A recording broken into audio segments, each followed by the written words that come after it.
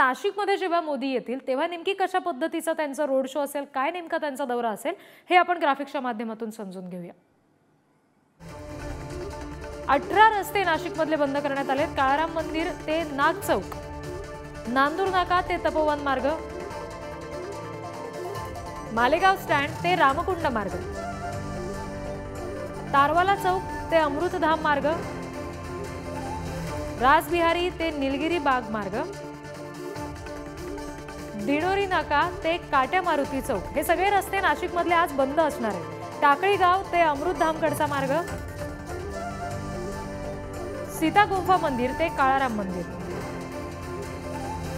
Santosh T point ते स्वामीनारायण चौकी, तपोवन चौफुली ते कार्यक्रम स्थळ, असे 18 रस्ते नाशिकमधले आज बंद असणार आहेत।